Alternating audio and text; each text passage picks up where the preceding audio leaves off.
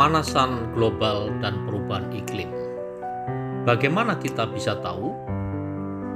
Pengamatan langsung yang dilakukan di permukaan bumi dan di atas permukaan bumi menunjukkan bahwa iklim planet bumi berubah secara signifikan. Aktivitas manusia adalah pendorong utama perubahan tersebut.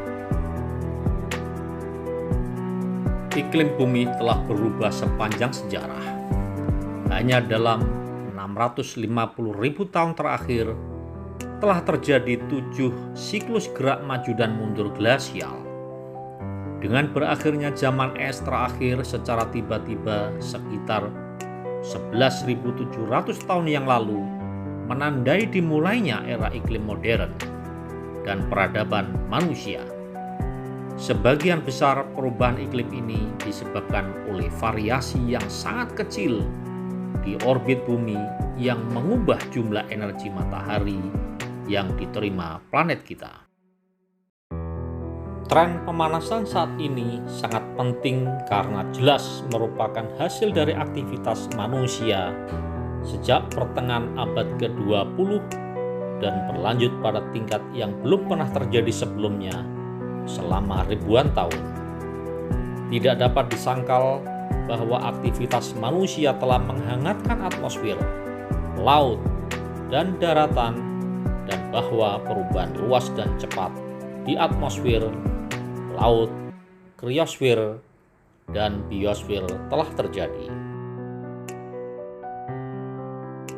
Telit yang mengorbit bumi dan kemajuan teknologi lainnya telah memungkinkan para ilmuwan untuk melihat gambaran besar, mengumpulkan berbagai jenis informasi tentang planet kita dan iklimnya dalam skala global.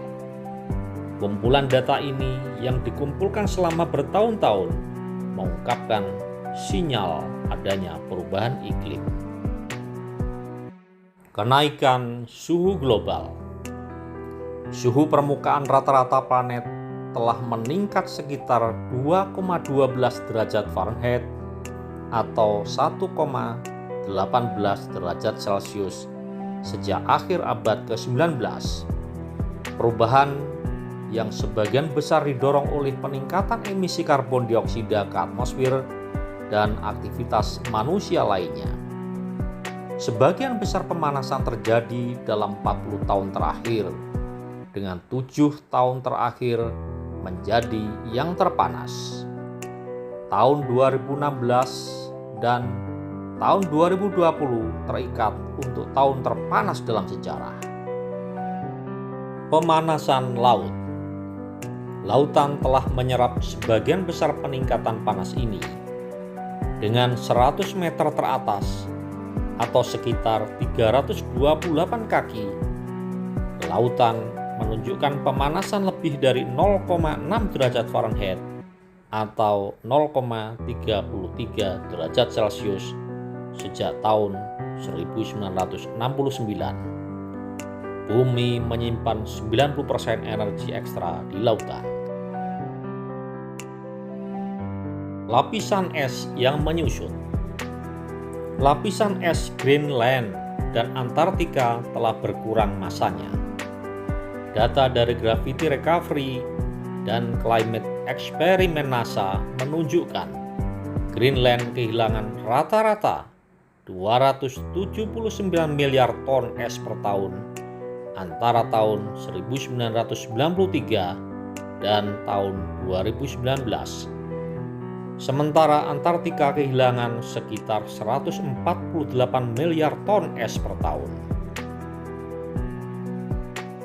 Glacier menyusut.